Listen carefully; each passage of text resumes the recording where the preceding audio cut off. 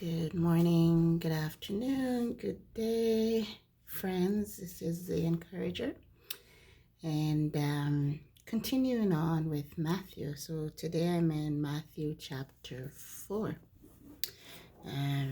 Title of this one is The Temptation of Jesus.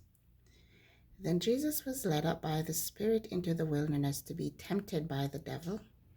And after fasting 40 days and 40 nights, he was hungry. And the tempter came and said to him, "If you are the Son of God, command these stones to become loaves of bread." But he answered, "It is written, man shall not live by bread alone, but by every word that comes from the mouth of God."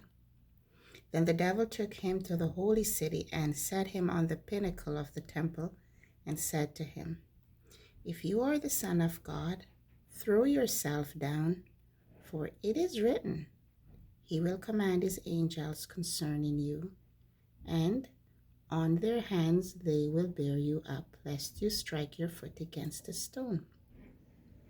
Jesus said to him, "Again, it is written, you shall not put the Lord your God to test." Again, the devil took him to a very high mountain and showed him all the kingdoms of the world and their glory. And he said to him, "All these I will give you if you will fall down and worship me." Then Jesus said to him, "Begone, Satan, for it is written, you shall worship the Lord your God, and him only shall you serve." Then the devil left him, and behold, angels came and ministered to him. Now Jesus begins his ministry. Now, when he heard that John had been arrested, he withdrew into Galilee, and leaving Nazareth, he went and lived in Capernaum by the sea, in the territory of Zebulun and Naphtali, so that what was spoken by the prophet Isaiah might be fulfilled. The land of Zebulun and the land of Naphtali, the way of the sea beyond the Jordan, Galilee of the Gentiles, the people dwelling in darkness have seen a great light. And for those dwelling in the region and shadow of death, on them a light has dawned. For that time Jesus began to preach, saying, "Repent, for the kingdom of heaven is at hand." Now Jesus calls his first disciples. While walking by the Sea of Galilee, he saw two brothers, Simon, who is called Peter, and Andrew his brother, casting a net into the sea, for they were fishermen. And he said to them, "Follow me, and I will make you fishers of men." Immediately they left their nets and followed him. And going on from there, he saw two other brothers, James, the son of Zebedee, and John his brother, in the boat with Zebedee their father, mending their nets, and he called them. Immediately they left the boat and their father and followed him.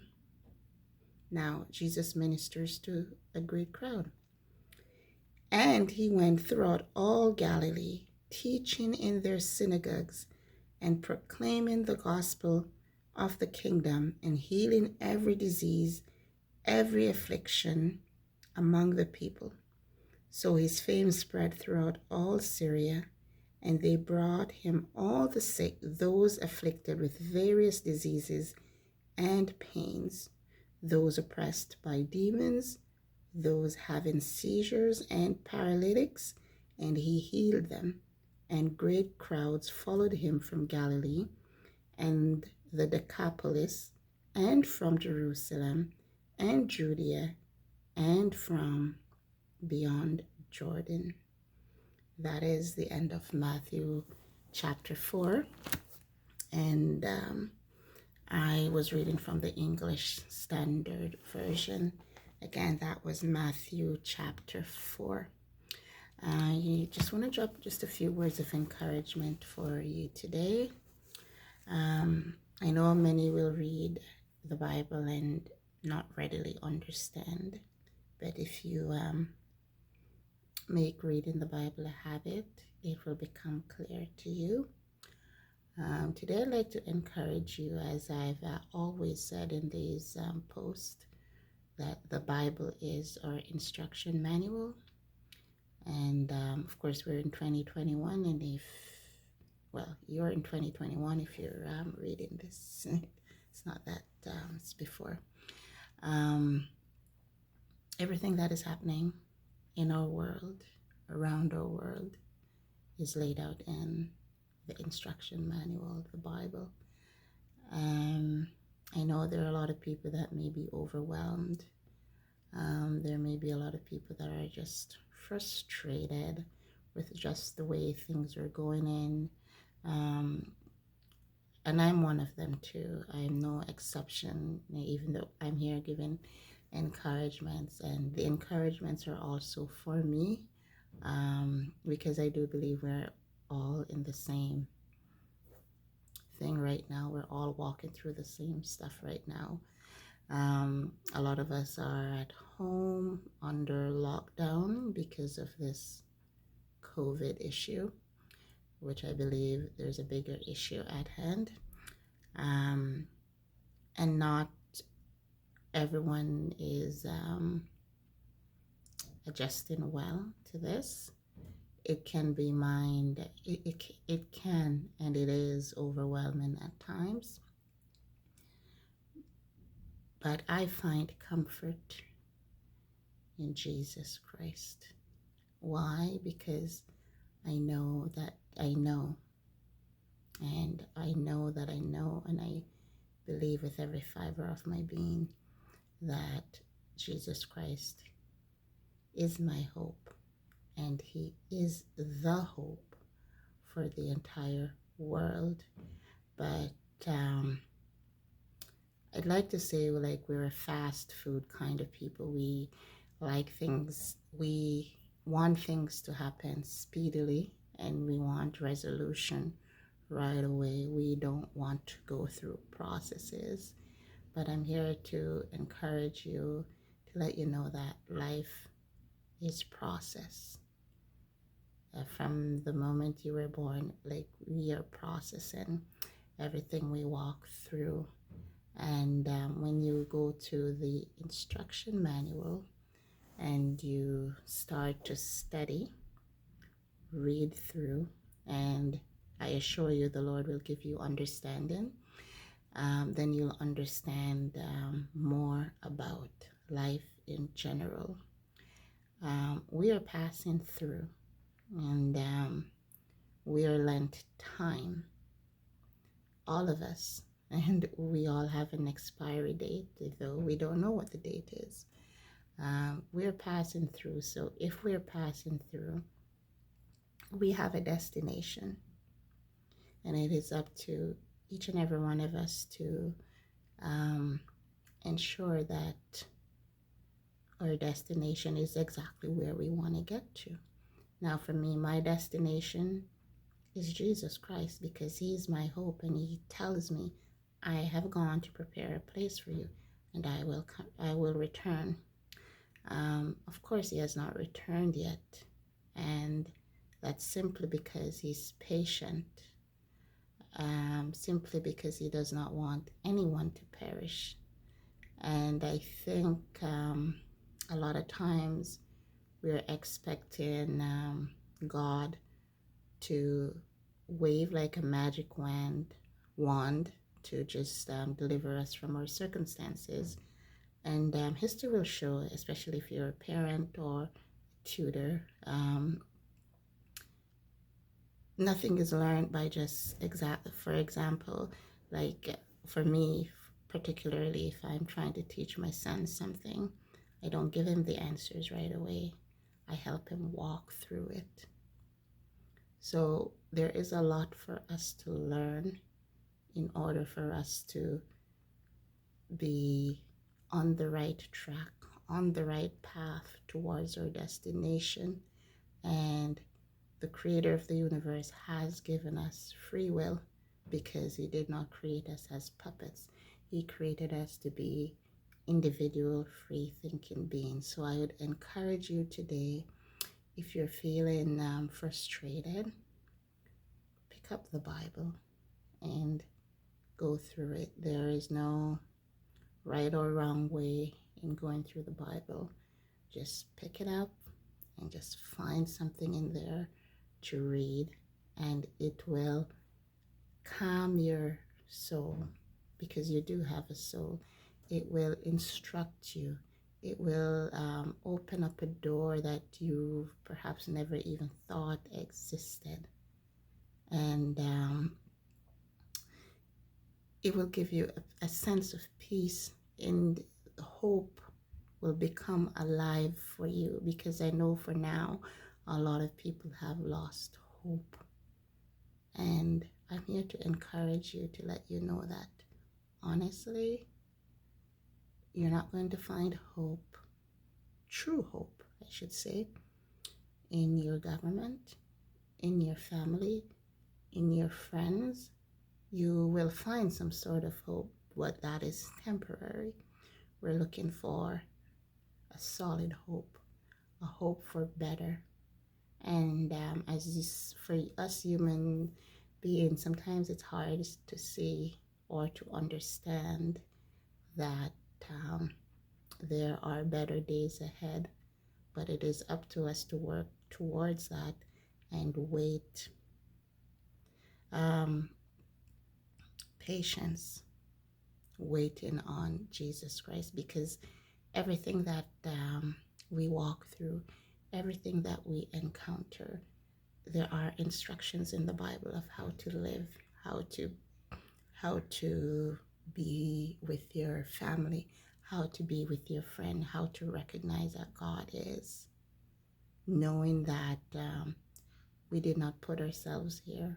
We were created, and we are God's pride and joy. And I realize that a lot of people don't realize that, but He's waiting for all of us to choose Him, because there are two paths, guys, regarding our destination. There's a good path, and there's a bad path. And that is it. God is a God of peace, a God of love, righteousness, purity. Initially, when the earth was created, it was pure. So He's the God of righteousness. This is His world, and we are His people. And He desires holiness. He desires purity. He desires righteousness. And we flourish in those areas if we go that way. You cannot tell me that if we go down the path of evil or bad, whatever you call it, that there is any benefit to us. There is no benefit. So I encourage you not to be careless and to just say, well, I'm just going to die anyway, so I might as well just enjoy the pleasures of life for now. And the pleasures of life for now are temporary. I'm not saying not to enjoy life. I'm not saying not to revel in the pleasure, but I'm encouraging you to allow yourself to explore and discover that you have a source, and that is God Almighty. Jesus Christ, His Son, came down so that we can have a pathway back to the God of the universe, because that's how He created us. But we fell off the wagon, guys, and He didn't just leave us. He could have destroyed us from the get-go, but His love for us is unimaginable. I can't even imagine it. Like, His love for us is so great. I know that it is there because I feel His love, and I cannot really completely express that to you. It's an individual feeling, it's an individual experience. So I encourage you to explore, allow yourself to discover, because this is your world. This is your journey right now, and you need to realize that there is a destination, but it's up to you to choose the right destination. So as you go through your day, as you ponder on these things, I truly hope that you're able to take some time for yourself. And you can take the time, because we have time, and explore. Look around, look at the heavens, look at the skies, look at creation. There is a governing body. And though government or governing bodies which are in place, and they're extremely important, so we should be praying for them. They're in place to for order. God places these people in charge, but we look to them, which is good and it's right, but we fail to see that there's a higher authority that governs all. So if nothing at all, consider that the higher authority that governs all. And God is a spirit, and a lot of time we're looking for things to be fixed immediately, not knowing that all things are working too good according to God's purpose. And though we don't see it or understand it immediately, God is the only one that is holding this world in its balance. And you may disagree regarding balance right now, because it is chaotic pretty much everywhere right now. But I find I am peaceful right now because I understand that God is working, and I am not God. I'm simply his created being, so I cannot be on his level. So he knows what he's doing, and I trust that he is working it out for all our good, and he is. So look to the Creator, look to your Creator. Living this life is hinged on faith and hope. Our hope is in Jesus Christ. I truly hope you'll take some time to reflect, consider, and pick up the instruction manual, which is the Bible today. This is the encourager, encouraging you not to lose hope, but realize that your hope is found in Jesus Christ. Have a wonderful week.